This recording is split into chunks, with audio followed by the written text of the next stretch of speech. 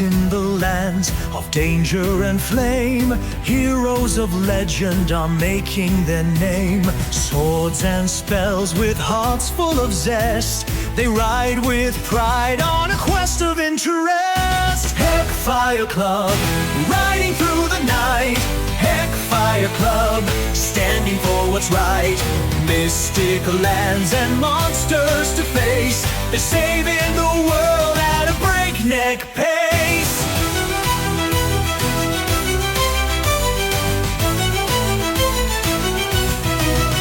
From the Verdant province to Dragon's Lair, wicked wizards and trolls beware. With the rogue, a knight, and a mage so wise, they'll outwit danger and claim the prize. Legends told round campfire flames of secret spells and forgotten names. A hidden power, an ancient key. The fate of the realm is their destiny. Heckfire Club, riding through the night. Heckfire Club, standing for what's right. Curses, traps, and mysteries deep. No dragon's hoard is out of reach. They laugh at danger, they don't play it safe. Each wild adventure's a tale of interest. A caress. Heckfire Club, tales of interest. We find our adventurers today waking under the healing efforts of Friz. They had completed the gauntlet in the Broken Chain arena, but a challenge with the terrible and mighty champion had seen the group's first true defeat.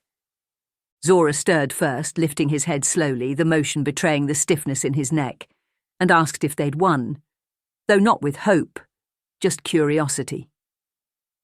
Thomas shifted, wincing as he rolled to his side and mumbled something about needing a new definition for victory. Friz didn't answer right away.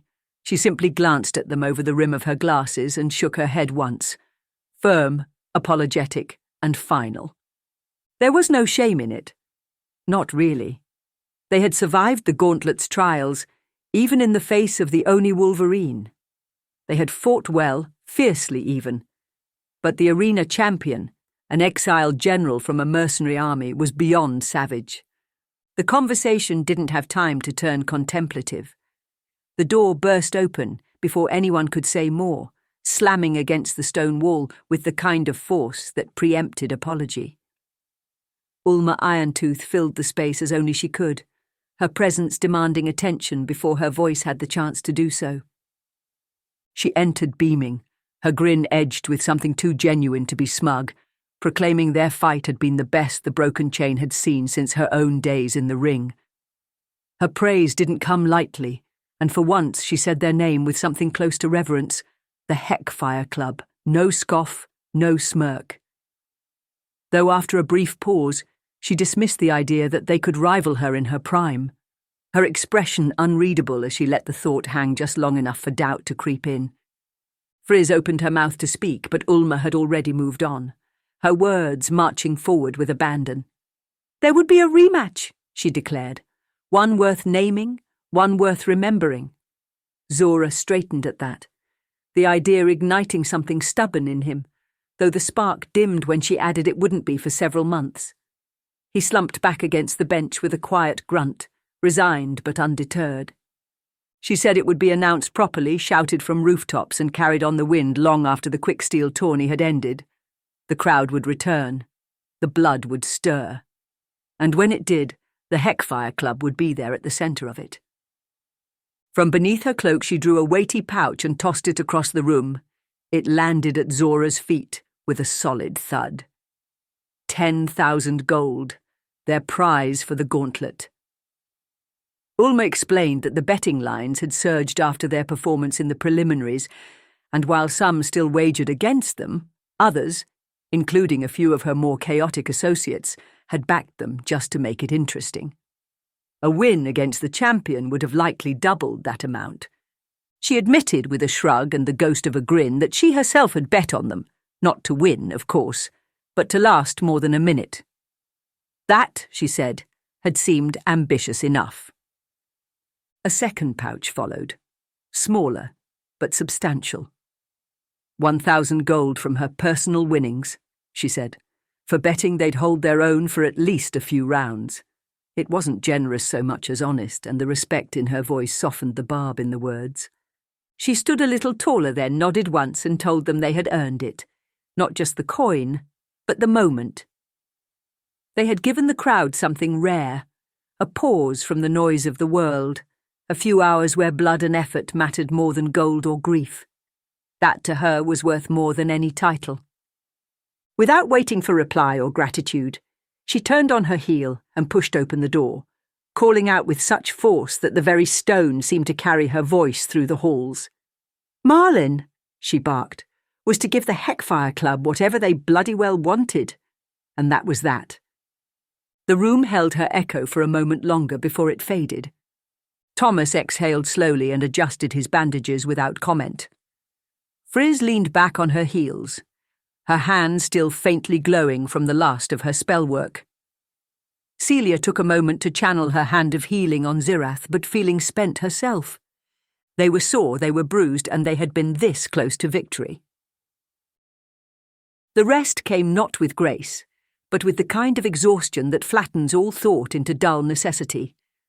Zyrrath spent the better part of an hour bent over his armour, muttering prayers to his order while methodically hammering out the dents left by the arena champion's twin axes. The others collapsed with less ceremony. The small cots in the challengers' quarters, uneven, slightly musty and barely large enough, felt like royal bedding compared to the cold stone of the gauntlet floor. Marlin had returned with food and had visibly staggered under the tray, meant for Zora alone. When sleep finally came, it came deep and dreamless. By the time they stirred again, the sound of the arena had vanished.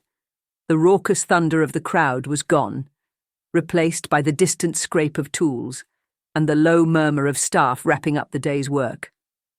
Above them, the great floor of the broken chain had been scrubbed clean, the blood washed away, and the terrain-lifting mechanisms reset. Friz lingered near one of the sealed hatches, eyeing the gears and counterweights with keen interest. The sand displacement system reminded her of the ancient machinery beneath the tomb of Syrinx, though this felt less tomb and more stage. Still, both had roots in an older kind of engineering. She wondered just how far back the foundation stones of this place truly reached. The group convened around the tattered map, fingers tracing routes as they discussed their next steps. They still had not found Brother Malkesh or the altar of the unbound, and that remained their true goal beneath all this dust and noise. But Thomas, ever practical when it came to acquisitions, suggested a detour. There were a few oddities in sticky finger wares he'd had his eye on, items that might prove useful should another escape or intrusion present itself. Zora, still obsessing over the rematch with the champion, grumbled about needing a better sword, one that could do more than spark against armour. He remembered a cart, small, unassuming, but filled with exotic goods. He hadn't stopped at the time, but now he felt the pull. The Silkfang Lounge was mentioned only in passing. None were ready to name their curiosity outright. Not yet. They returned to the streets above, winding through the amber-lit tunnels, until the shadow of the arena faded behind them, and the bustle of the Cindervale market came into view. The sticky finger wares welcomed them with the same stillness as before. Under dim lights between cramped shelves, the party spread out among the displays, casually thumbing through items clearly designed for less than legal applications. The conversation drifted toward the velvet suites, the bankers' rooms, the idea of infiltration, the threads of a plan still too vague to name. It was only when the shopkeeper spoke, flatly and without inflection, that they remembered he was there at all. He reminded them, without turning, that anything sold here was meant for experimentation, the word delivered with all the sincerity of a poorly disguised bribe. The warning was enough to quiet them, at least for now. They bought what they needed, vials that erupted into magical darkness when shattered, and a set of minor sending stones that, unlike standard pairs, could network with several others. It was a quiet transaction conducted without names and concluded with a nod from the masked merchant. Whether the figure was man, woman, elf, or something else entirely, none of them felt confident guessing. And then, just as they were turning to make their next move, they spotted a familiar figure, caught mid-bargain. Red-faced, arms waving with theatrical fervour, as the gnome argued over the price of a polished gear-driven instrument with another red-faced gnomish merchant gesticulating wildly. The party paused, trading glances. Their voices climbed in alternating pitches, hands flailing with wild precision as they hurled accusations in rapid-fire gnomish. Most of the words were lost on the party. None of them spoke the language, but the cadence suggested the insults had long since shifted from pricing disputes to family grievances, and possibly ancestral curses. Thomas leaned in just enough to observe the exchange, guessing from tone alone that someone's mother had just been called an oil-slicked wind-up doll. Zora, less patient, made to interrupt, only for both gnomes to turn toward the party in unison and declare, firmly and with perfect common, that interrupting a friendly barter between craftsmen was, frankly, appalling behaviour. It was only after this absurd scolding that recognition dawned in the eyes of one of the gnomes. He adjusted his goggles with a quick swipe of his gloved hand, squinted, and let out a short bark of surprise. This was the same tinker they had seen in the gauntlet, whose almost triggered automaton, the party had noticed, was made from salvaged bits of Kazak's creations. He had recognised the adventurers in turn. Before acknowledging them directly, he turned back to the other gnome and barked something final, punctuated with a sharp jab of his finger. The other huffed, muttered something about having more than adequate eccentric gears under his breath, and retreated behind the stall in a swirl of tinkling parts. Now fully focused, the tinker introduced himself as Shelbert Colbra, Master Tinker of the Ancient Order, a title delivered with more pride than practicality. Several of the odd devices hanging from his tool belt flickered to life as he spoke, casting pale lights and spinning quietly in their brass housings. He expressed both admiration for the party's performance and genuine disappointment that his smashy smasher had never been activated. Friz made no attempt to hide her relief. She had no interest in seeing what kind of destruction a smashy smasher was capable of. Zora stepped forward, posture tightening. He asked, calm but direct, where Colbra had acquired the parts for that machine. It hadn't escaped their notice that it bore more than a passing resemblance to the constructs they had fought in the Verdun marshlands. Shelbert's mood shifted from boastful to intrigued. He leaned in, adjusting a dial on one of his belts without even looking, and recounted the tale. Nearly a year ago, strange rumours had filtered in from the wetlands, stories of machines that moved with unnatural fluidity, red lights glowing in mist, and silent hunters slipping between the reeds. One village, he said, had been left gutted, its champion, a famed huntress named Blackthorn, struck down by something steel that stalked the marshes. Zora and Zyrrath didn't need to speak, but they knew he meant Marshwatch, where they had fought the very same machines, before encountering the Swamp King insectoid known as the Brutlock. As Colbra put it, a friend of a cousin's neighbour's cobbler had passed word up the line, and he had, in turn, paid a small fortune to acquire a piece of the wreckage. Since then, he had been studying them in his lab beneath the plains, eager to test how he might enhance Tinker devices. He was more than proud of his work.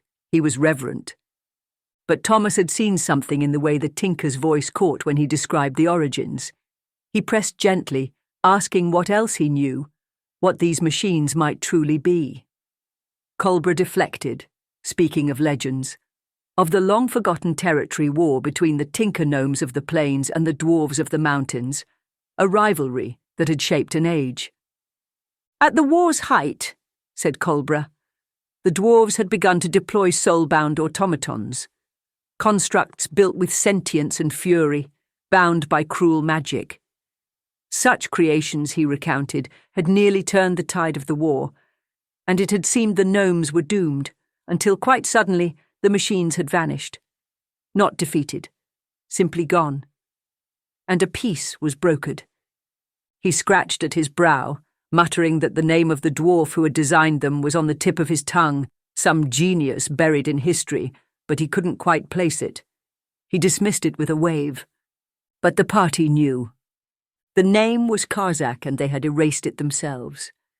The memory of his very name had been sealed away when they consigned him to the Hall of the Unnamed in the Tower of the Deadlaw.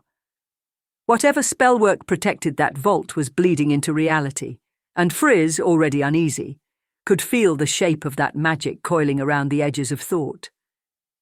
It wasn't forgetting in the usual sense. It was removal. To be sure, Friz began weaving a quiet detect magic spell under her breath, fingers curling into practiced sigils as she studied Culbra's tools and form. The spell resolved with an odd distortion. She sensed enchantment, yes, but not from him. One of the devices on his belt flared to life, casting a blue pulse of light across the stall. The sound it made, a low ringing bell nestled among turning gears, caught even Culbra by surprise. He looked down, startled, then up again, narrowing his eyes.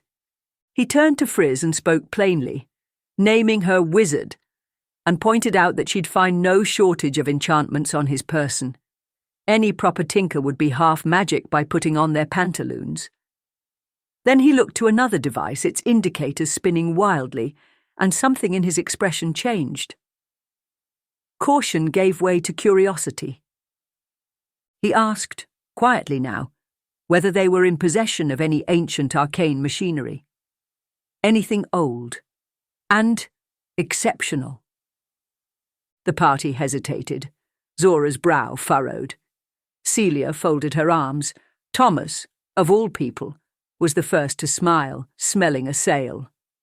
Friz had set out to detect magic, and the tinker had returned the favour. They said nothing. Thomas reached into the folds of his coat and withdrew a small brass beetle no larger than a closed fist. Its shell gleamed with the sheen of fine enchantment, and tiny arcane runes were engraved in spiralling patterns along its undercarriage. With a few twists, he wound the automaton, setting its tiny legs into a soft, ticking rhythm as it began its mechanical crawl up his arm and around his small shoulders. The tinker froze mid-thought. A second later, his goggles were on, lenses whirring into place with an audible click, click, click as glass and crystal rotated through tiers of magnification. Lights blinked along the edges of the frames, and when he finally peered at the beetle, his expression shifted into something almost religious. He didn't speak at first, just stared. And then, without preamble, he asked where they had found such a perfect machine. What crypt, what ruin, what workshop lost to time might have held such a prize? Thomas, keeping his expression as unreadable as possible, gave the answer that adventurers had learned worked best in uncertain company. In a dungeon. Culbra accepted that with a sage nod, as though it confirmed all his suspicions. It seemed clear to him that people like this group, bloodied, bruised, and quietly armed to the teeth, would stumble over ancient baubles as a matter of routine. He asked, not without hesitation, whether they might part with it. He offered 300 gold. Thomas smiled. The kind of smile that only a seasoned trickster gives before a negotiation, confident and slightly predatory. He countered smoothly, launching into an appraisal of the craftsmanship, the historical value, the sentimental meaning, and a half-true story involving its use to disable a deadly trap. Shelbert did not blink. He did not scoff. He simply smiled back and began adjusting knobs on a small device at his hip, noting aloud, in that same pleasant, firm tone, that the left gear casing on the beetle was cracked, its internal regulator was off by a fraction of a degree, and the elemental sigil on its underside had been copied from a Myrian source, not original to the Verdun line. Which, he concluded, made it a lovely piece of post-collapse imitation, not a pure relic. The others watched in silence. Zora folded his arms. Friz smirked behind her fingers. Celia looked away, poorly hiding a grin. The haggling continued, shifting from confidence to posturing, from posturing to frustration, and eventually into reluctant acceptance. The gnome reduced his offer to 200 gold. Thomas accepted it, defeated, deflated, and dumbstruck. The beetle was gently scooped into a padded velvet box, already surrounded by dozens of other devices, though it was clear this one would receive pride of place. The tinker, at least, was delighted.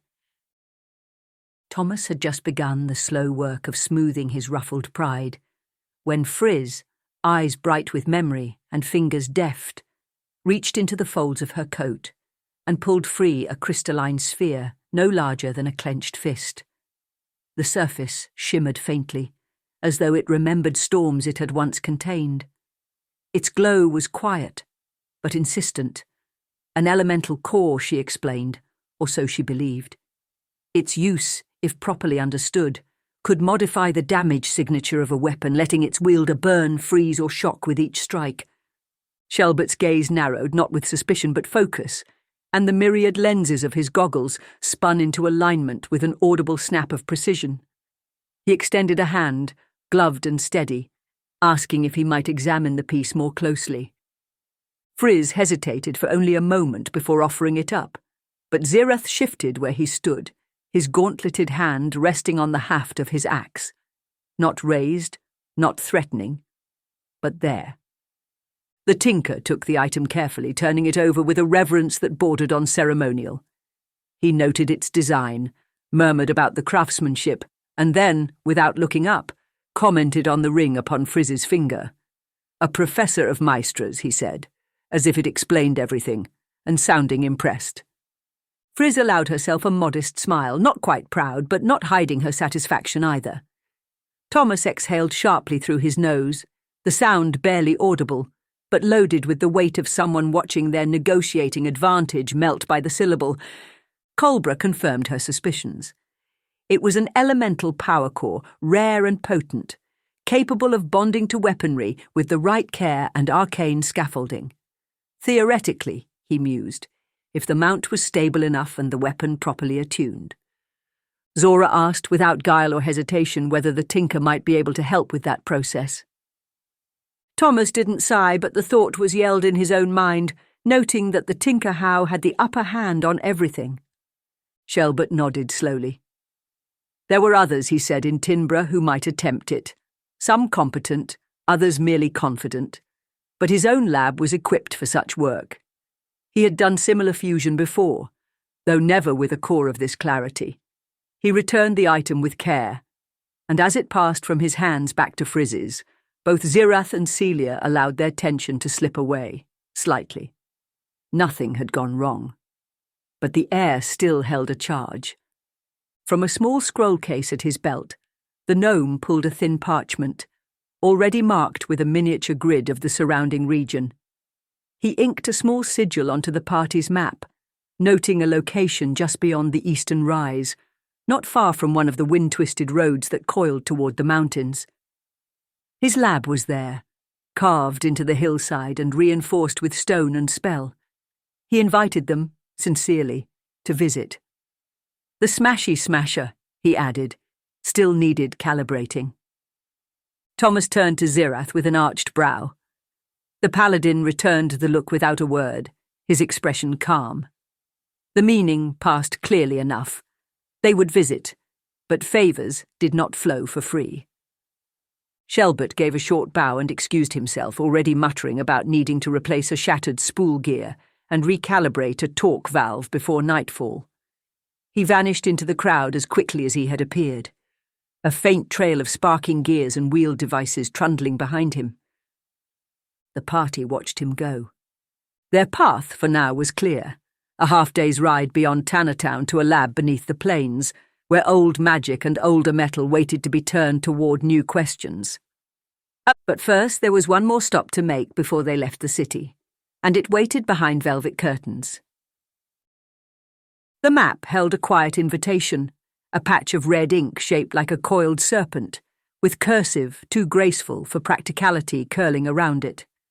The Silkfang Lounge, it read, replay dreams, rekindle lost loves, and lives unlived, all from the safety of your mind and the walls of the lounge. Beneath that, a final line in darker ink. Open your mind with the Silkfang venom.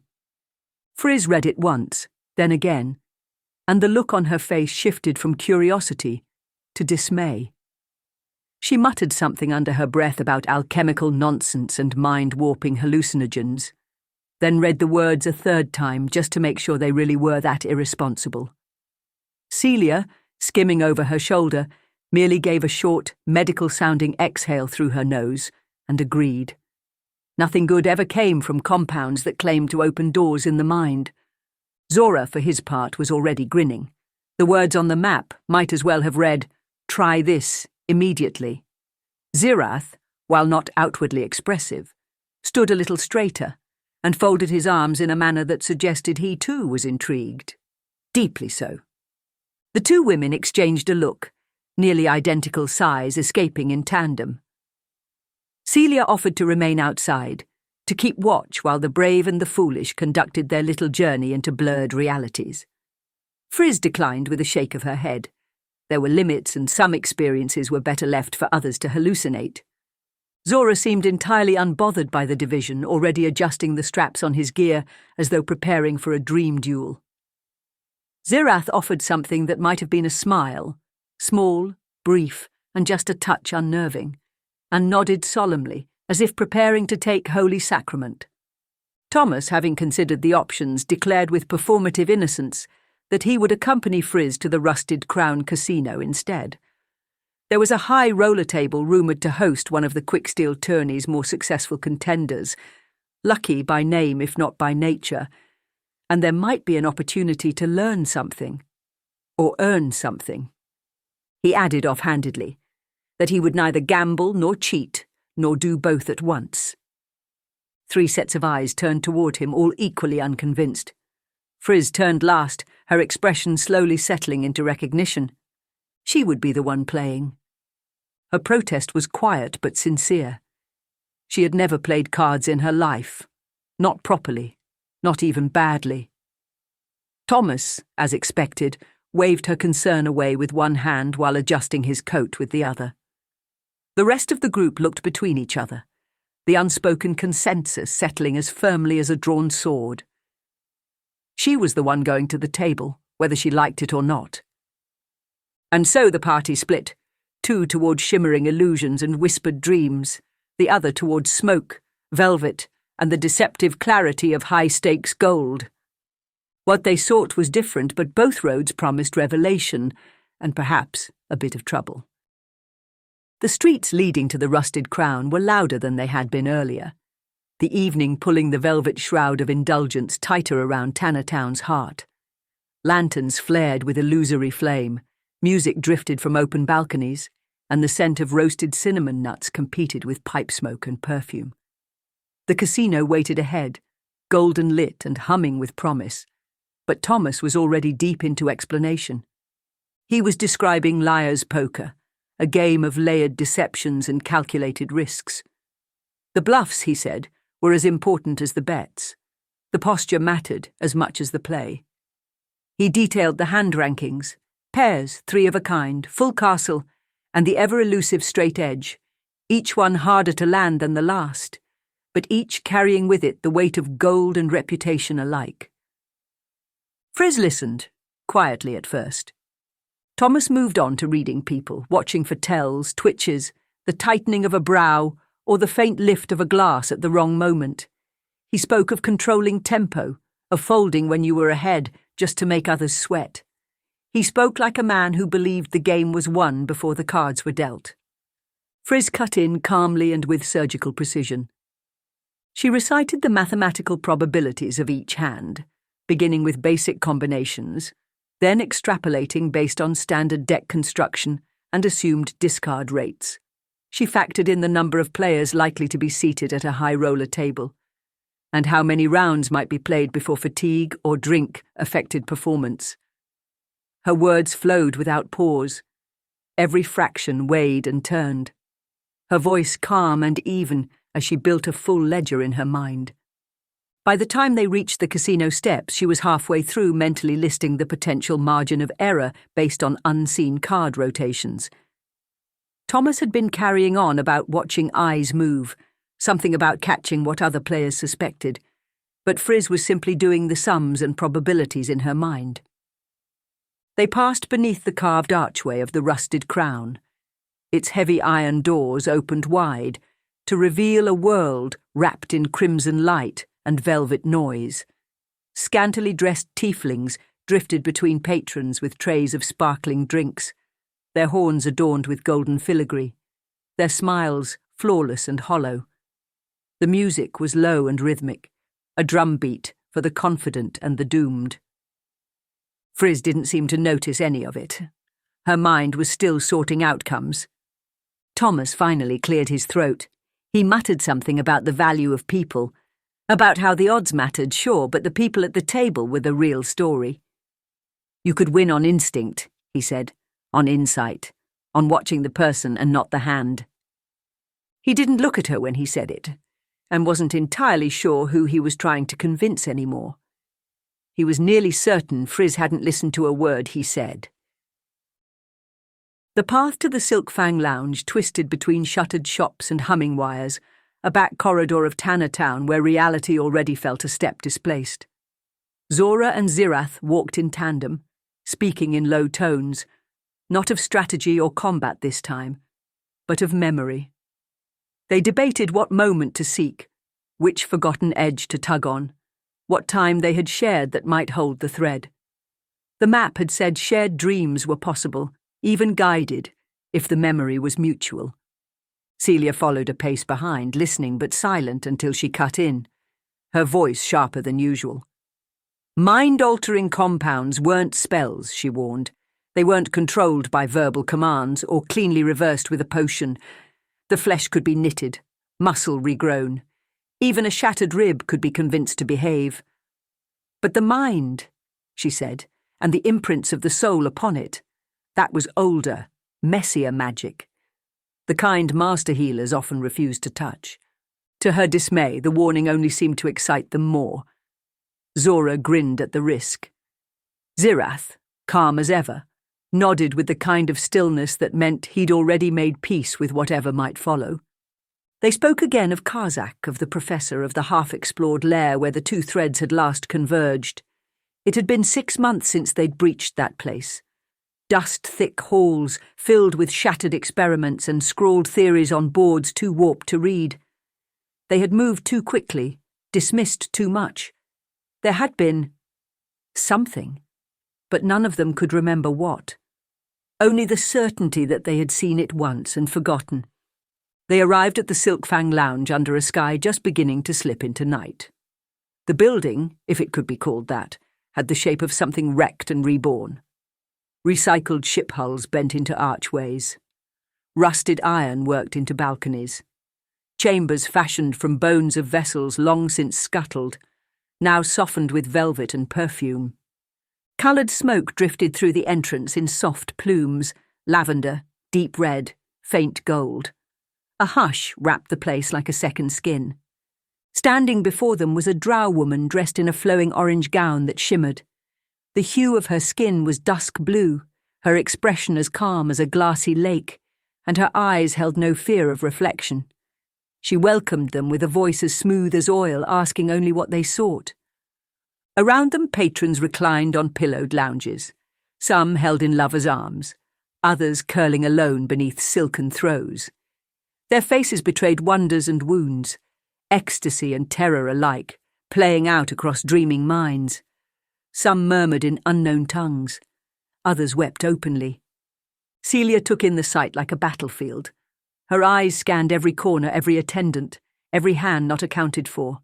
To her, this was a perfect robbery waiting to happen, its victims lying still, unaware, unguarded. Zora, meanwhile, could not take his eyes off the woman. Zyrrath asked the questions about shared memories, the boundaries of the experience, and whether truths might be found within them. Madame Yves answered softly, warmly, with the kind of patience that suggested she already knew how the conversation would end.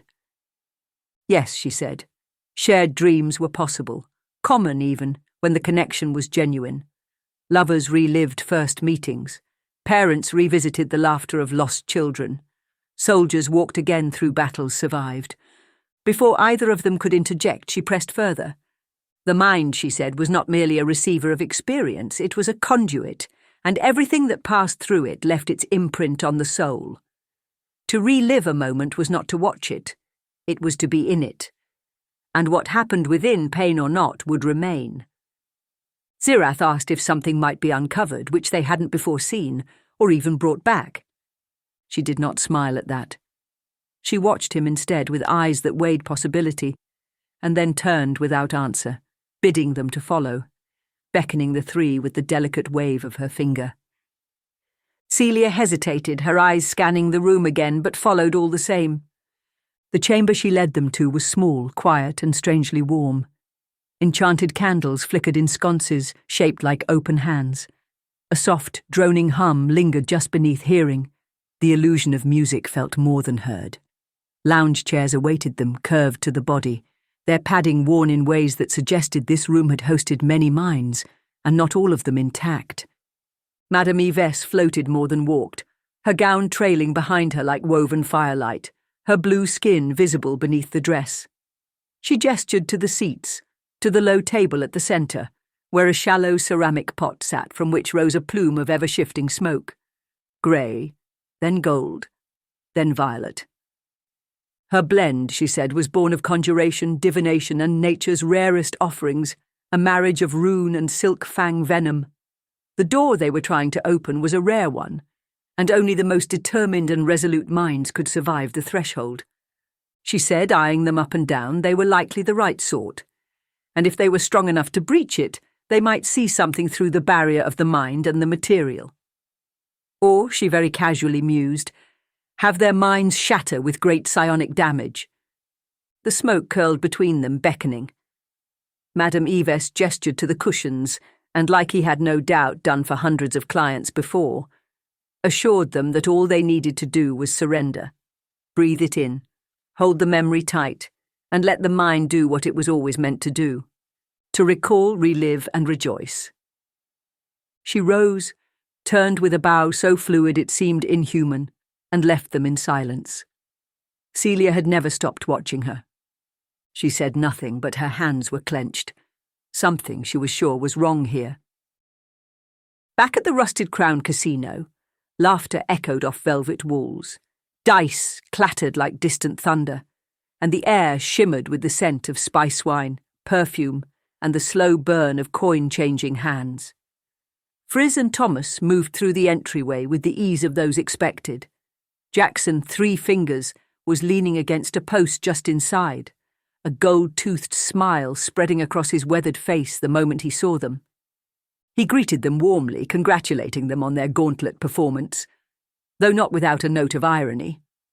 The odds, he said, had changed dramatically once they'd survived that bloodbath, and he'd done rather well betting against them in the champions round. Thomas raised an eyebrow. Friz gave a polite nod. It was, they agreed later, a strange sort of thank you. Still, Jackson waved his hand magnanimously and said the house was theirs. Plenty of gamblers were flush with fresh coin and favourable odds, and the Heckfire Club had become a name that drew attention in all the right and wrong circles. Thomas asked casually about the Wales table, the game behind the curtain that mattered more than all the others combined. Jacken's smile thinned, just slightly. He mentioned that Lucky Luke of Cedarcrest was just finishing a game back there. One of the high rollers, a legend in some corners of the gambling world. In others, a cautionary tale. He gestured with a tilt of the head toward a side passage. There, guarding the thick redwood door at the corridor's end, stood a towering tiefling woman framed by 2 silent orcs. Her stance was perfect, heels planted, arms folded, eyes sharp, and her presence turned the air near her heavier than the rest of the room. She was not there to answer questions. She was there to ensure no one had to. Friz followed Thomas toward the door, her gaze drifting from table to table. She wasn't watching the players, though. She was watching the numbers. Pot sizes, card frequencies, win margins. Quietly, she was constructing odds in her head the same way a mason laid stone, one clean corner at a time. Thomas, meanwhile, was feeling the familiar itch. Not nervousness, something adjacent. The hum of stakes, the pull of performance, the knowledge that somewhere beyond this next door was a game that could shift more than just gold. When they reached the threshold, the tiefling matron gave Thomas a long look. It wasn't suspicion, not even curiosity. It was something else entirely. Friz, still mentally calculating, missed the exchange. Thomas, for his part, offered his most disarming smile and asked, innocent as ever, what game might be playing behind the door. The tiefling didn't speak, and she simply turned, shoved both orcs aside with casual authority, and stepped directly into Thomas's space. She stood a full head taller than him, built like an artist's sculpture of war and pleasure, wrapped in functional silks that clung to strength and shape. The heat in the air shifted. So did Thomas's conviction, for half a heartbeat. He reminded himself that he was a reformed man. He was also acutely aware, in the back of his mind, that this particular tiefling may have had very different thoughts on the matter. She remained close, intentionally close, but when she finally spoke, it was with the flat cadence of professional decorum. 200 gold, she said, deposit for table stakes. A seat would be opening shortly. Did Sir intend to play tonight? She asked, a little too flatly. The sentence hung in the air just a fraction longer than necessary, each syllable ironed smooth. There was no wink, no grin, just an arid dryness that made the words sound almost bureaucratic. Almost. Thomas caught the angle but didn't flinch. If she was baiting a line, he'd already slipped off the hook. With a sigh steeped in charm and a tilt of his chin that bordered on wistful, he announced that sadly, no. He was a changed man. Reformed. Balanced. Centered. His companion, he added with a lazy gesture toward Friz, would be the one playing. For the briefest moment, the tiefling's face faltered. It wasn't a frown, not exactly, but something passed through her expression, like a cloud across moonlight. The two orcs flanking her both shifted uncomfortably, not quite looking at either of them as they moved subtly aside. The floor didn't creak, but it felt like it wanted to. Thomas reached into the folds of his coat, slowly and with all the gravity of a stage performer building to the reveal, and produced a weighty bag of coin. He held it mid-air, letting the pouch dangle between them with poised suspension. She took it with a single motion, clean, confident, and stepped aside just enough to open the heavy door behind her, still close enough that Thomas noted the subtle smell of her jasmine perfume. Thomas entered first, with Friz at his side, her brow furrowed in focused anticipation, already pulling probabilities from the air. She hadn't noticed a thing. In Thomas's mind, it was just as well. She had no idea how close he'd come to becoming the future Mr. Tiefling Commander, or to having his spine neatly compressed into a conversational warning for the next man who got clever. In Madame Evis's private chamber of silk and candlelight, Zora and Zyrrath sat with stillness carved from habit. Across from them, the small diffuser waited. Celia lingered by the door, arms crossed, watching. With a nod exchanged between the warriors, they reached for the diffuser and opened it. A bloom of green, purple, and azure smoke spilled into the room, drifting in slow spirals like a spell unravelling itself. They inhaled without hesitation. Celia watched the shift, slow at first, then complete. The tension left their bodies. Their limbs slackened. Each man seemed to fold into the cushions, not unconscious, but unmoored. Their eyes blinked without focus. Their mouths hung open slightly, as though some unseen voice had captured their attention and wouldn't let go. A knock came, software intentional. Celia turned in an instant, stance low and ready, her hand already drifting to the weapon at her hip. The door eased open. Madame Eves entered with her usual grace, her eyes scanning the room with calm measure.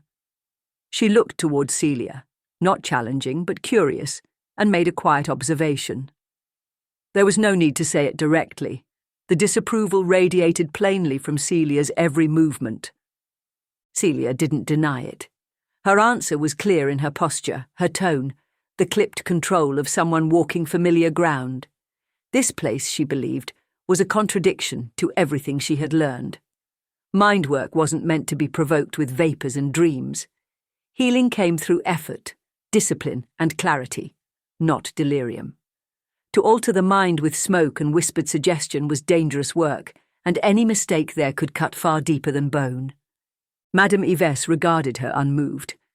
There was something faintly amused in her expression, though not unkind. She mentioned, with no small irony, that the core ingredient of her blend had once come from the bamboo hills themselves, an old divinator's blend used by monks for centering the mind before deep meditation. A tradition, she implied, not so distant from what this place now offered. Celia's silence spoke volumes. Her training had not involved pillow cushions and velvet smoke. Still, Yves continued, speaking with quiet certainty about the purpose behind the lounge. This was not indulgence, she argued. It was remembrance. For those burdened by time, by guilt, by the things that never returned, there was value in revisiting what had once been real. To see a lost face again, to feel a joy now buried. Such moments were not fantasy, but memory. If they brought peace, even briefly, they were worth the risk. Celia considered the two warriors sprawled across the cushions. They looked at ease, not lost, nor harmed, simply unbound. She answered carefully, weighing each word. Peace, she believed, was not something to be given from anything but oneself. It was earned, through trials, through solitude, through self-reflection and understanding.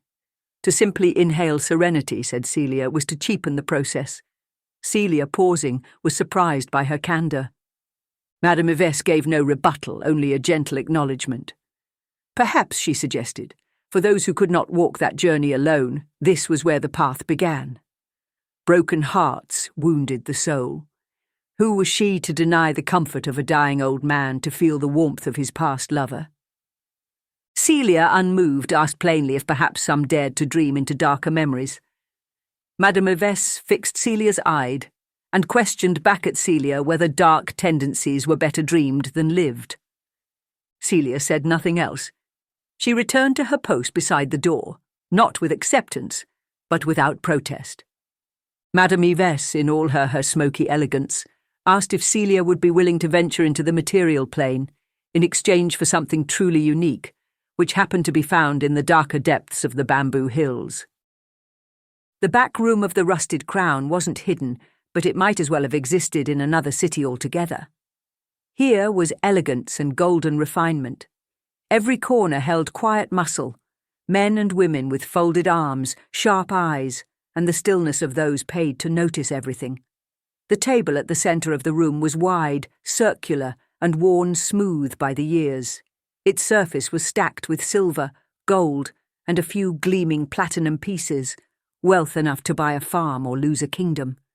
Thomas and Friz stepped inside, the door closing behind them like a vault. At the table's heart sat a man, thin, lean, dressed in a mustard-yellow shirt beneath a black vest. The man named Lucky, just as the retired rancher had described him. Lucky's eyes remained half-shadowed beneath the brim of a wide white hat, but his hands worked constantly, whittling something from a strip of redwood, slow and precise. The daggers at his sides were equal part artwork and weapon, wood-handled, symmetrical, carved like heirlooms.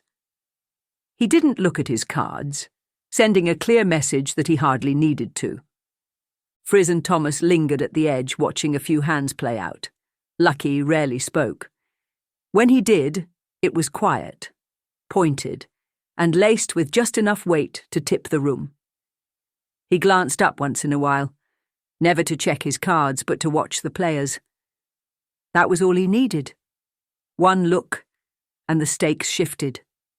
Thomas said nothing, but inwardly he admired the craft. The table was his kind of theatre, and this man was an artist. Across from Lucky sat a familiar broad-shouldered man with a well-worn suit and eyes like storm fronts. The retired cattle baron, long past his prime but not yet done with the game. Thomas and Zora crossed paths with him in Bridgerton, and then once more at the Velvet Fang Hotel, where he'd hinted that his next stand would be a spectacular one. Mr. Le Baron indeed had not been bluffing on that account. They had come just in time to watch his last stand. With the final card dealt, the Baron gave no speech. He simply nudged his pile of gold and silver across the table, looked Lucky in the eye, and received a nod in return. Then he rose, turned toward the door, and paused when he saw Thomas offering a parting phrase, dry and short, wishing them good bloody luck. The seat was still warm when Thomas nudged Friz toward it. She sat, composed but clearly new to the weight of the room, and faced Lucky across the table. Thomas watched the gambler's expression tighten, just for a heartbeat. No smile, no change in breath, just a flicker behind the eyes. Something registered. Then he returned to his redwood carving without a word, speaking casually to the table that luck, in his experience, didn't have a single thing to do with it. Friz, with no concept of the tension she had just stepped into, and apparently no awareness of table etiquette, politely asked whether now was an acceptable time to place a bet. Then, with a calm, almost mechanical gesture, she set her entire gauntlet winnings onto the table. Thomas's mouth dropped to the floor. The other players straightened. The glances exchanged were sharp and silent, predators circling something small and unafraid. Thomas, leaning casually against the nearest wall, saw it all and started sweating. Whatever was about to unfold, Friz, who'd never so much as picked up a deck of cards, was sitting across from some of the best gamblers in the province. Within the Silkfang mist, reality unravelled and reformed in swells of colour and sensation, and though Zora and Zyrrath could see each other clearly enough, the space around them shifted like oil on water, each scene snapping into place before dissolving again into haze. Slowly, as they both concentrated, the drifting chaos settled, and the memory shaped itself into something familiar, walls rising, metal cold underfoot, air alive with arcane residue. They were back in Karzak's lair. The recognition struck hard and fast, as if the memory, long buried, had been yanked to the surface by force rather than recalled by will, and neither man doubted the potency of the Silkfang's brew. Zyrrath gestured for them to begin searching, though his movements were cautious, his gaze sweeping the room that still shimmered at the edges. Zora replied that he too struggled to focus, and cursed himself for not having taken more time to explore this place when they'd first found it. Zyrrath, still calm, reminded him that a homicidal artificer had been attempting to bind their souls to his creations at the time, which had somewhat limited their sightseeing opportunities. They forced their attention back into the space, trying to anchor themselves, and while Zora held firm, Zyrrath suddenly dropped to his knees as a brutal wave of psionic pain crashed through his mind, leaving him gasping. Zora stepped forward, concern clear in his voice, but Zyrrath raised a hand and steadied himself before standing again. The motion seemed to stabilize the room with him, and when he looked up, the desk across the lab had snapped into sharp clarity. They approached it together. On the surface they found ledgers, their pages dense with calculations and allocations, records they were both certain they hadn't noticed the first time through. And yet, here they were. The figures hinted at something deeper, money changing hands, Harkenbank acting as the broker, and routes and shipments tied to the Darkwood. It wasn't a complete picture, but it was proof, evidence that the professor's hand reached further than they had known. Zyrrath winced. The pressure in his skull was building again, and they both realized that understanding the numbers would take far more time and far more mental energy than they had available. Zora growled that he wasn't an accountant and muttered that they needed Friz for this sort of work. Zyrrath didn't argue, but offered a dry comment about how ridiculous it was to send a paladin and a barbarian to do a wizard's job. They focused again, and this time the cost was immediate. Agony bloomed behind their eyes, and both men cried out, their bodies locking as another blast of psychic force carved through them. Blood began to trickle from their noses, and though Zora rushed to wipe it away, it didn't stop. Zyrrath, through clenched teeth and with what resolve he could muster, said that Madame Yves had been right. They were seeing things they hadn't seen before, but any further probing might kill them. Zora agreed, wiping blood from his chin, though he refused to let go of the progress they had made. Beyond the desk, the chalkboard came into focus. The symbols resolved slowly, shakily, but what emerged was clear enough. A map, one charting a path through the darkwood and up toward its easternmost peak. Zora narrowed his eyes and committed it to memory. Zyrrath, still steady despite the blood at his ears, did the same. When they finally looked at each other, they were both visibly deteriorating, their bodies betraying the limits of their endurance. The time they had left was measured in moments. Zyrrath proposed one final act, that they try to summon the professor, not the real man, but their memory of him, sharp, defined, and potent. Zora hesitated, knowing too well the danger in doing so, but the need for answers outweighed caution. The adventurers had a sense of what the professor was doing, the unravelling of the province, but the why had been, until then, elusive. Together they closed their eyes, reaching deep into themselves with what strength remained, and pulled. Now was their chance to get answers. There was no pain this time, just pressure, focused and fierce. And when they opened their eyes again, he was there. The professor, rendered from memory and given form by will alone, stood before them, tall, wiry, and perfectly composed, sipping tea as last they had seen him exiting the hut of Baba Yaga. He had the bearing of someone who believed the world had failed him, not the other way around. Zora reminded himself of what Madame Yves had said, that what stood before them was not the man, but the projection of their perception. Still, the presence was powerful. Zora demanded to know what he wanted, but the professor, in his usual fashion, deflected with questions of his own, ones that coiled and pressed, forcing Zora to examine his assumptions. He spoke of ambition, of genius, of being shackled to mediocrity by lesser minds. He spoke of the headmaster, the old owl in the White Tower, as a symbol of everything he intended to surpass. A man who forged dark alliances, twisting their purpose to his own. Karzak, the mining crew, Baba Yaga, the old families, and Harken Bank. He was twisting something for himself, and he meant to unleash dragons. While Zora braced against the weight of the words, Zyrrath's gaze shifted. Behind the projection, a library had taken shape. It mirrored the professor's true office, bookshelves loaded with scrolls and bound tomes, and there on a middle shelf sat the only legible and familiar title, The Fall of Empires. It was the same tome Friz had carried, the same gilded spine and bronzed edges. Its presence here confirmed that it had been in the professor's lair all along. They had seen it elsewhere, so their minds could more easily recreate it. But the strain was breaking them. Their ears rang, their heads ached, and the blood would not stop. The illusion wavered, not from the spell, but from the fraying limits of their own strength.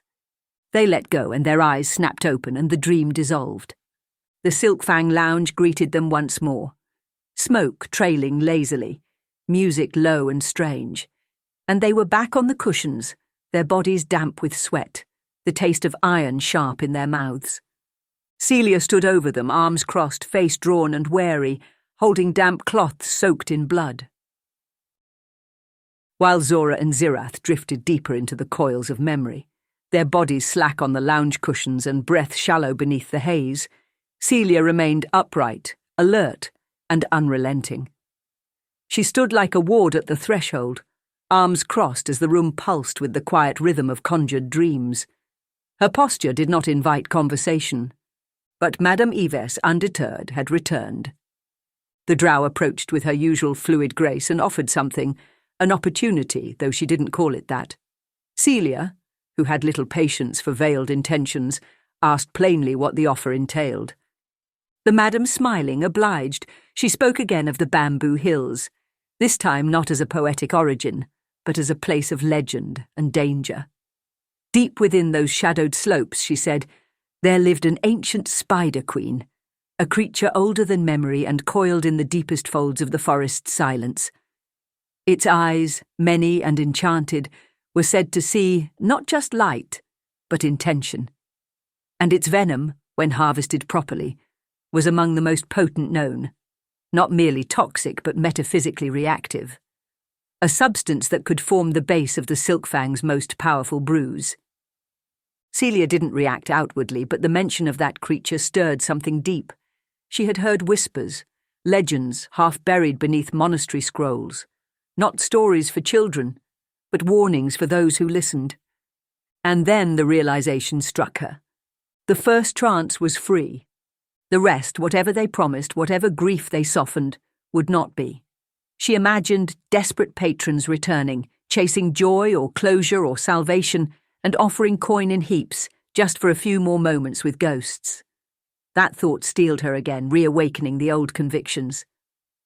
Whatever she thought of the lounge, she could not abide that kind of hunger being fed so hungrily. Still, she asked what was in it for them. Madame Yves did not miss a step. If they were to bring back the venom sacs of the spider, along with its fangs, she could distill the venom into something far rarer than memory. With the right enchantment, she claimed, it could become a teleportation elixir, a liquid spell that would fold the world like parchment and allow its drinker to step from one place to another as if waking from a dream. 2 to 4 doses, she said, perhaps more if the harvest was clean. Celia said only that she would consider it. Yves bowed, ever courteous, her sheer orange silks trailing behind her like smoke as she retreated once more into the velvet-draped hall beyond. The lounge hummed softly in her wake. Celia found herself considering the offer. She didn't like this place, its indulgence, its shadows, but she had to admit, there were things here that could not be ignored. Celia returned to her post near the door, gaze flicking to the men on the cushions. Their breathing was steady, but their noses and ears were pouring blood.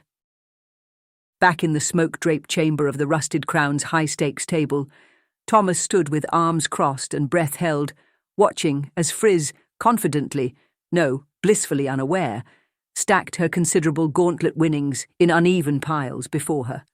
She turned to a passing server and asked, with what could only be described as cheerful gravity, for a very strong drink. Thomas's heart sank.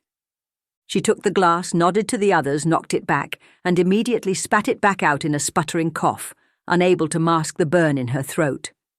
That, Thomas realized grimly, was the end of the mysterious femme fatale persona he'd hoped she might accidentally project.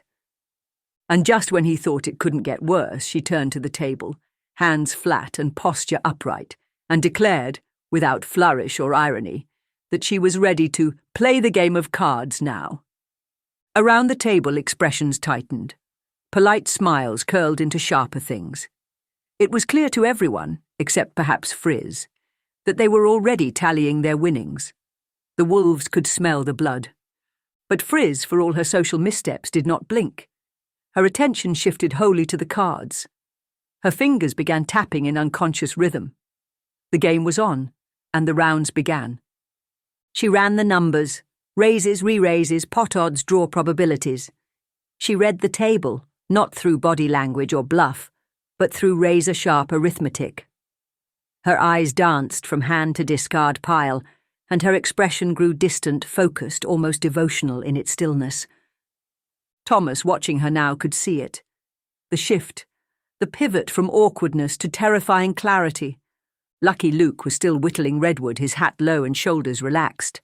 He glanced at his cards once, barely, and then set them back down. The others played out their hands in turns, but the pot swelled far faster than it should have. Players folded, one by one. And soon, it was just the two of them. Friz and Lucky. He nudged forward a stack of coins, smooth and confident. Friz's brow didn't move. Her hands didn't twitch. But she spoke, loud enough for the table to hear, that the odds of Lucky winning the round were approximately 1 in 13 3/4. The silence was immediate. Thomas flinched, not from embarrassment this time, but awe. Lucky's eyes flicked up sharply, redwood forgotten. He wasn't smiling anymore. Whatever mask she'd worn walking into the room had fallen away, and the one beneath it, cold, brilliant and terrifyingly exact, had taken the table. They turned their hands, and Friz, without knowing the name of the game 5 minutes ago, bested Lucky Luke on the first draw. The shift in Lucky Luke was subtle but unmistakable. He stopped whittling. The carved sliver of redwood and the blade that had accompanied it were both set down carefully, precisely. He leaned forward, sat straight, and acknowledged the presence of something serious across the table. Friz did not notice. Or if she did, it registered no differently than the shifting weight of a coin pile. Her eyes never left the cards. She tracked bets, stacks, ratios, and discard patterns with the quiet efficiency of someone solving a storehouse audit. The game, in her mind, had revealed itself to be simple, chaotic only on the surface, but governed by reasonable and obedient numbers underneath. Every play added another figure to her mental ledger, and her growing pile of gold adjusted her risk tolerances accordingly. Thomas, leaning against a velvet post just beyond the light, had long stopped pretending he wasn't invested. He was thinking two things, both with a kind of slow-building dread. First, that this version of Friz, utterly focused, mechanically calculating, and unknowable to the entire table, should have been playing cards beside him years ago. Just where had this woman been when he needed her? Second, he understood why they couldn't read her. Her awkwardness hadn't been a weakness, it had become the bluff. Her mannerisms, her tone, the way she looked around the room like she was trying to locate the horizon, it made her invisible at the table. And now it was working. She wasn't playing a game, she was working out a problem. And the men didn't know what in the hells to make of her. He glanced at Lucky, who wasn't looking at his cards anymore. His eyes were locked on Friz, and they hadn't moved since the second pot. Another pile of gold changed hands, and Friz won again. The stare didn't break. There was something behind it now. Not irritation, not surprise. Admiration, maybe. The small pots passed harmlessly. No one budged.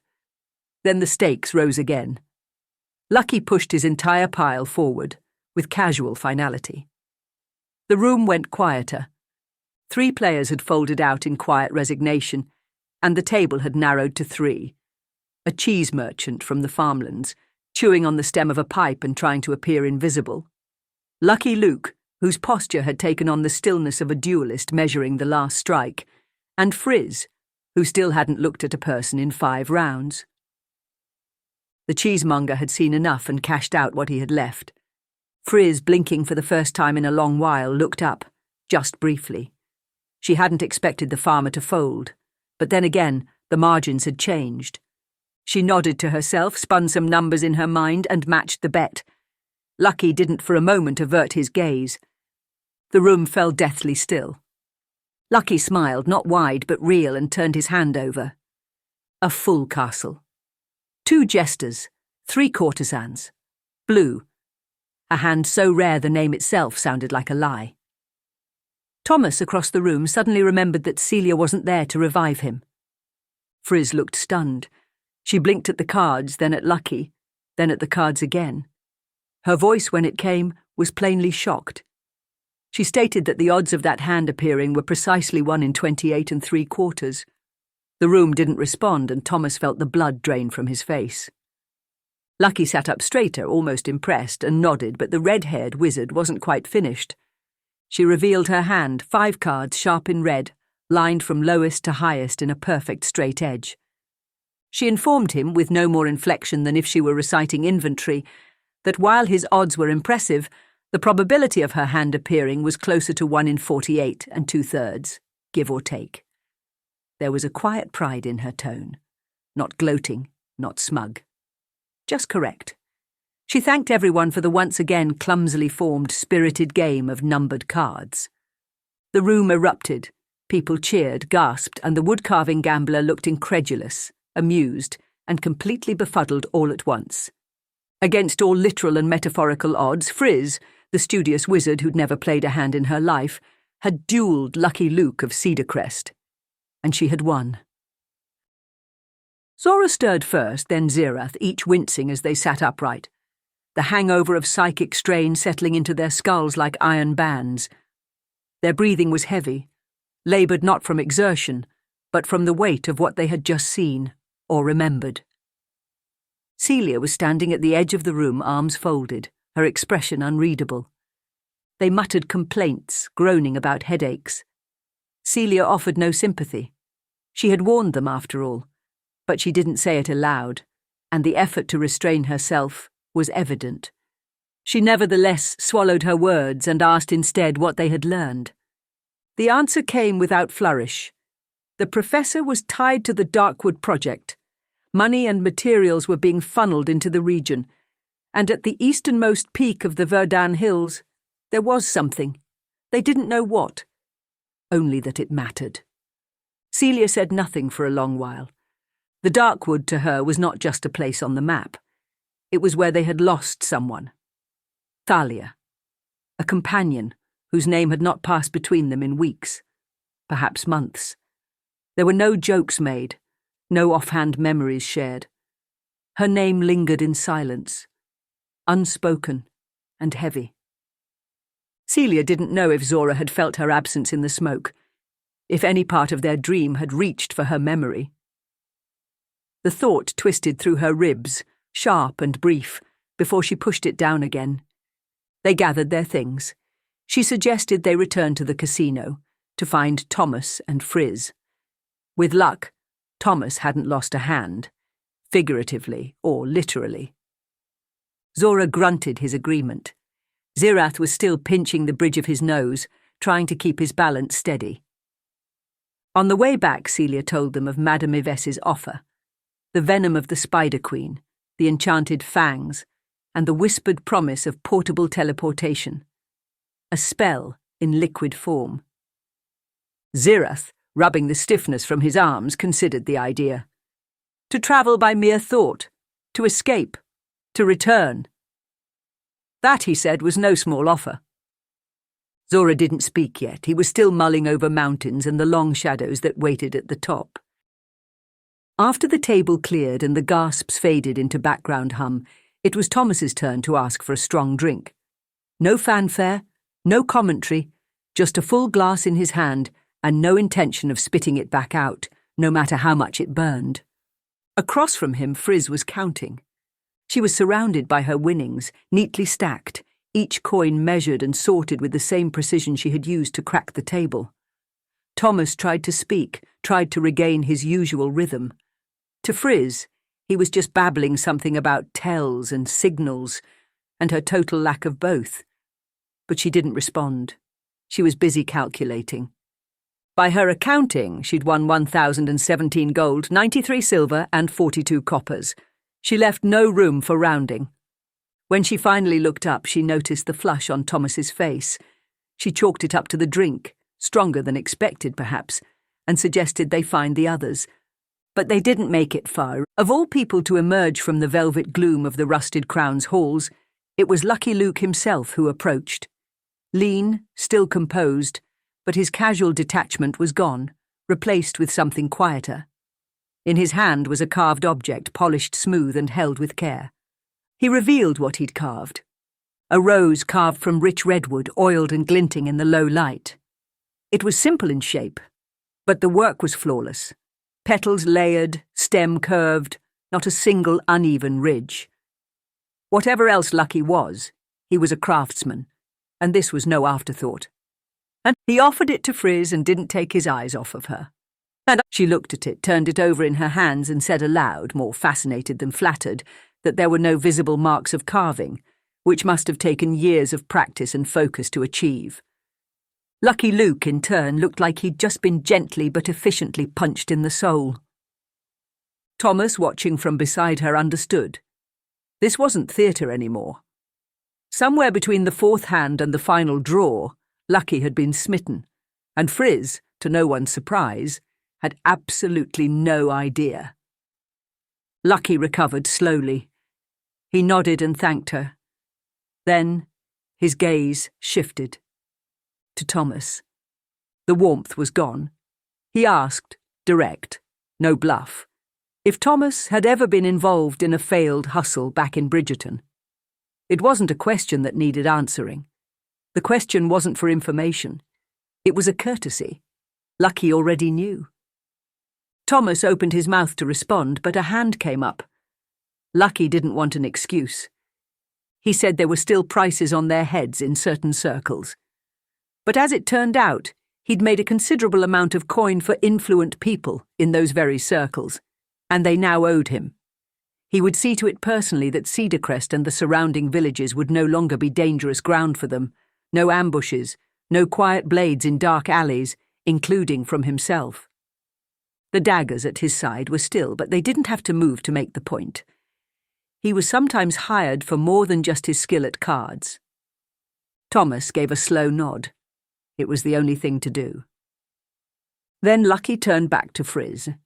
He said it was all on one condition: that they play again. A rematch. No tricks, just cards. He made the offer with something between a smile and a challenge, the kind of line that came naturally to someone who could carve a rose and duel with numbers in the same breath. Friz agreed, but noted kindly that he should revise his mental odds tables before the next game. Lucky glanced at Thomas, and Thomas, sighing, could only shrug. The gambler tipped his hat and turned back toward the shadows. Friz followed Thomas out, still inspecting the carved rose. She didn't say much about it, but she kept it, tucked away neatly, squarely, next to her journal and quill. The group found each other near the grand entryway of the Rusted Crown. Thomas was practically skipping, singing an off-key tune about golden geese and boundless opportunity, while Friz moved with far more focus, her eyes never leaving the parchment she was now covering in dense columns of numbers. It appeared to be a detailed reconstruction of the odds tables she had mentally processed during the game, transcribed, calculated, and annotated. The group exchanged quick glances and then began the process of mutual debriefing. What followed was an exchange of events so absurd, dangerous, and improbable that none of them questioned a single word.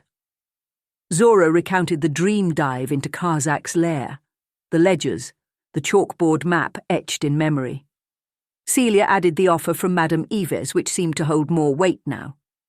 Thomas explained, rather proudly, that Friz had won the Rusted Crown's high table and somehow earned them safe passage in Cedarcrest, courtesy of a smitten master gambler with knives at his hips. Friz, who'd asked a few questions about the map in the memory of Karzak's lair, said that Maestra's Academy had an observatory in the region described by Zyrrath and Thomas, and began recounting its history when she interrupted herself, asking what exactly Thomas meant by smitten gambler. They quickly continued comparing notes, avoiding the topic. The patterns, when seen together, were clearer than before.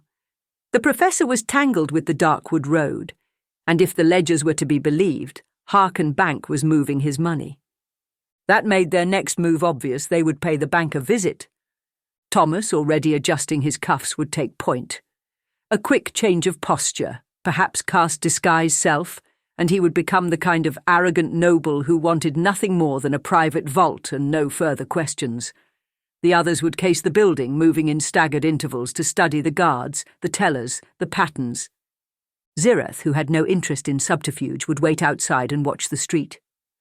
Gold, he remarked dryly, was safest in a warrior's pocket. The dead couldn't spend it anyway. As they made their way through the main artery of the underground, Zora caught sight of a familiar silhouette, a tall, tiefling commander, now guard at the edge of the Rusted Crown, watching them with arms crossed and quiet focus. Thomas, without missing a beat, muttered something about the future Mrs. Heartbroken Headcrusher, then turned on his heel and walked faster than dignity recommended. They moved on, winding through the curving halls and alleys of the subterranean maze. They realized they had been down here nearly 2 full days. No sunlight, no sky, only flickering flame and hollow earth. Ahead the passage widened. A great space unfolded in shadows, lit not by magic, but by the soft golden light of 1,000 candles. Each flame wavered gently in the stale air, casting long fingers across ancient stone.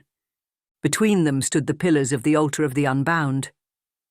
It was there, finally, that they would meet the brother Malkesh. They approached in silence, the glow of the altar warming their faces as brother Malkesh slowly lowered his arms and turned to greet them. His eyes, white and clouded, seemed to fix upon each of them with uncanny precision. He smiled, not warmly, but with weight, and welcomed them as though they were already familiar. Celia, the healer, true to herself, asked how his sight had been taken. The brother answered with philosophy worn like skin. One must walk in darkness, he said, to cherish the light. "For this," said Malkesh. His sight had been taken by the light, yet in its place he still saw much. And so many years ago he had walked far, until he built this place where all gods, merciful and exigent alike, were welcome. The brother inhaled deeply, drawing something unseen into his being, and though his eyes remained blank, he scanned them with unsettling accuracy. He knew them, he said, from the arena. For their defiance, their strength, their spectacle, he owed them thanks. Zora shifted. His mouth tightened. Thanks was not the word he had in mind. The brother had summoned a horde of undead into their path, and had they failed, it would have ended in ruin. Still, they were here on the Phantom's errand, and that mission took precedence. The brother turned to Friz, his attention narrowing.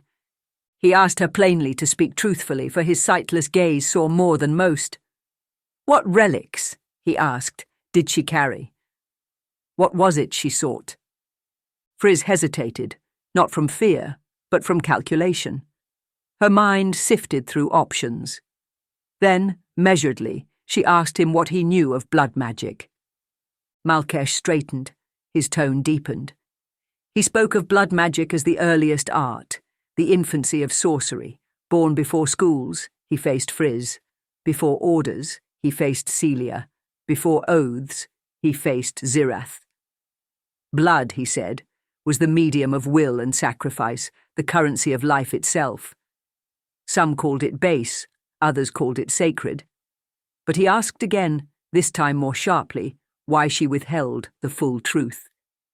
She glanced at the others, they gave subtle nods, and so she told him of the blood rites of Syrinx. The words seemed to wrap around the altar itself. Malkesh inhaled once more, a long and reverent breath, as if tasting something intangible in the air. He asked, with considerable politeness and unmistakable longing, if he might read from the pages of the ancient artifact. Friz answered no, firm, immediate. Tension bloomed in the chamber like smoke. Zyrrath's hand shifted to his side. Celia tensed behind her robes. Even the candlelight seemed to hesitate. But Malkesh did not press. He asked instead quietly why they had come. They answered as they had rehearsed. The Phantom had sent them. He considered that. And then, perhaps by way of offering peace, he spoke of balance between light and dark, knowledge and ignorance, death and return. He said that in thanks for their performance in the arena, and for what he considered their service, a gift had been made to the altar, a sizable one. The act of resurrecting the fallen, he said with no small irony, had proved profitable. Celia said nothing aloud, but her thoughts were loud enough. Even this sacred place, she mused bitterly, seemed to feed off coin wrung from the desperate and the dead. Thomas, for his part, was eyeing the altar, wondering where Malkesh kept the gold, until he noticed a half-dozen vengeful deity statues, all seemingly angled in his direction. He drew back. Then Malkesh reached into his robes. Zyrrath, immediately alert, shifted his weight. Celia's hand brushed her side.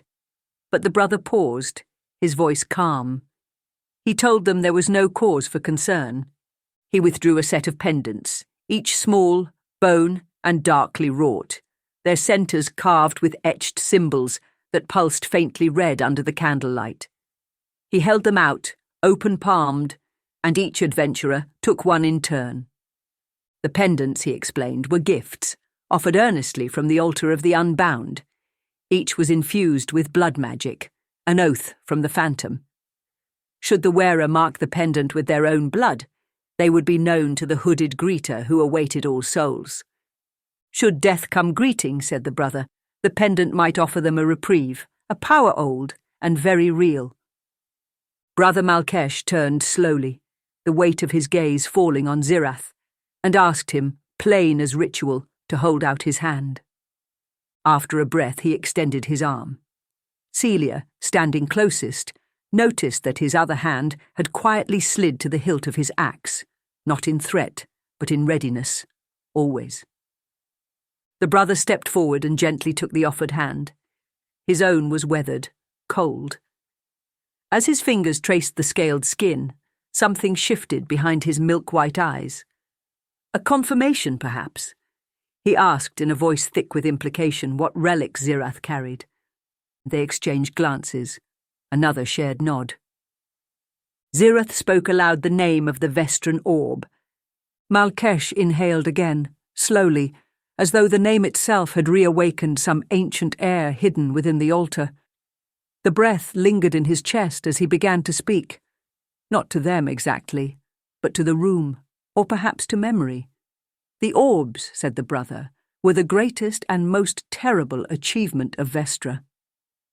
He told them of the first sorcerer, a child of calamity, one who had walked the whole of the material plane in a life stretched far beyond its natural course. The first to bend the wild magics, the sacrificial arts to his will, channeling power not from studied discipline, but from blood and command. A mirror, Malkesh said, the perfect opposite of his twin. His head turned with sudden precision toward Friz. She went still, her lips parted as a whisper escaped, Mistra. The brother nodded solemnly. He spoke now of the heavens falling, of a sundering in the higher planes, of twins, divine or mortal, born of the same source and split apart. One would hoard knowledge, consume power, and cast long shadows over the world. The other would pursue the arcane with open hands, not to control it, but to understand it, and through that understanding, keep its chaos in check. Balance, he said again, was a law, as old as gods, as constant as the sun's path. From divine echoes to mortal toil, the fallen cleric insisted, all things return to balance. As the candles dimmed and the shadows along the altar grew long and uncertain, Friz begged a final question, whether Brother Malkesh knew who or what the spider, the web, the shadow, truly was. The brother didn't answer at first, though a thin smile crept across his face, and he said he might reach into the dark divine and call an answer forth. But if they sought such truths, he added, there would be a price, and as he spoke, his milky eyes turned fully to Friz. No one doubted what he meant. For a moment they all hesitated, not out of fear exactly, but because they understood what kind of invitation this was. He hadn't asked for the relic outright, not to claim it, only to read from it, but that was enough to make them pause. Still, after some debate, they agreed. Zora held his stance, tense and watching, while Celia shifted subtly, her fingers near the edge of her robe. Zyrrath, silent as always, gripped the head of his axe. None of them protested, but none relaxed either. Friz stepped forward and removed the book from beneath her coat, saying nothing as she placed the blood rites of Syrinx into Malkesh's waiting hands. The cleric received it as if it were a divine chalice, and said nothing more as he opened its cover. He inhaled, not with breath but with something else entirely, as if the very act of touching the pages had drawn something living into his lungs, and as his hand glided over the parchment, his head slowly tilted back. Then he began to speak. He said there had been dark and terrible acts, performed in the name of power, wrapped in the language of glory. He said the world had forgotten magics older than kingdoms, lost rituals carved into the stone of time, and sacrifice that altered the arcane fabric of the world itself. He spoke of the Vestran orb of the dead that had whispered in its wake, and the legacy of the one who forged it. And as he read, black veins began to creep along his neck and jaw, slithering up to frame his face, reaching into his eyes, until they painted half of it in a webbed mask of corruption. Celia watched without blinking while Zora's weight shifted back on his heels. Zyrrath looked as though he might strike if provoked. But Malkesh continued, his tone steady, unaffected by the visible transformation. When he finally closed the book, he said nothing, but his chest rose sharply and his shoulders relaxed. The veins receded slowly, withdrawing like ink into paper, and the brother exhaled with something like peace. He looked for a moment as though he had touched something vast, and returned. Everyone in the room eased slightly, though no one truly stood down. Not yet.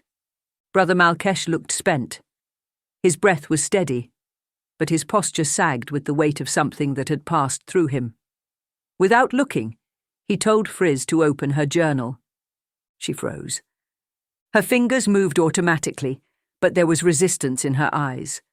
When she turned the pages, the colour drained from her face. Something new had been written, lines of script etched in deep red strokes, still wet at the corners. The pages looked as though they'd been inscribed in blood. She said nothing at first, and even Thomas, watching from the back of the chamber, felt something cold settle over the space. The writing was jagged, slanted in symbols she half recognised, and she didn't remember ever putting them there. Whatever Malkesh had done, he had transferred something into her. The brother turned his hollow gaze in her direction, the black veins already retreating beneath the skin of his face. He told her that those who claim to walk in the light must not fear the dark, but learn its very nature. Friz's eyes moved down the page, her lips parted slightly in shock. She felt anger mixed in with the awe and anger at her own curiosity. The notes were instructions, incantations, descriptions of how to harness the Vestran orb, details on how the blood of enemies might empower spell work, how life itself could be measured, transmuted and shaped, and buried among the lines, formulas, loose and abstract, for how one orb might counter another, if the arcane power was made equal and opposing.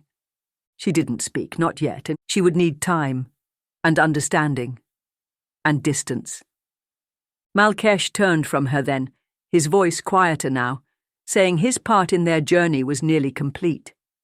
But he would fulfill what he had promised. He moved to the altar, the silence deepening with each step, and reached behind a worn curtain of violet cloth. From it, he pulled a chalice, bone white and carved from a horned skull, not immediately identifiable. He held it carefully in one hand, then let it go. The chalice hovered in the air, still as glass. With his other hand, Malkesh raised a single finger to the ceiling, and from the air itself, a blade of shadow formed, smoke and nothingness, shaped into black glass with a jagged edge, flickering yet sharp. Without ceremony, he plunged it through his own hand, gasping in pain. His blood spilled freely, black and thick, and fell into the floating chalice, but the cup did not fill. The liquid vanished the moment it touched the inside, consumed within. The brother trembled, but did not cry out. Then his eyes turned completely black. He began to lean backward, slowly at first, arms wide as though offering himself to something unseen. It was only after a few long breaths that they noticed. He was no longer touching the ground. Malkesh hovered, his limbs hanging loose until his body snapped forward, fast and impossibly close, until he was inches from Friz's face. He was floating, immovable. Friz, frozen in fear, hadn't noticed that Zora and Zyrrath had drawn their weapons. His mouth opened, and speaking with 100 voices from time and history, the brother Malkesh answered Friz's question. The web is spun, and every thread hums dread and purpose. The last line drawn, the final circle closed. What walks in shadow is not its own master. The spider, silent and tireless, stalks on the web it is moved to weave. A shadow cast behind one who weaves to rise above the old owl, high in his perch as the dark hates the light. The silk spun by tainted will, and now the world dangles, twitching, trapped in its snare. The land would bleed, said the voices, and soon. The land will bleed, they repeated, and soon. The fallen cleric collapsed to the ground, wheezing in pain, and began shaking terribly. He thanked the gods, left unnamed, for the gift of sight bestowed on him. The adventurers watched, stunned and silent. We end our tale today in the altar of the unbound, the party reeling from the dark words of the brother Malkesh. Until next time, fellow adventurers.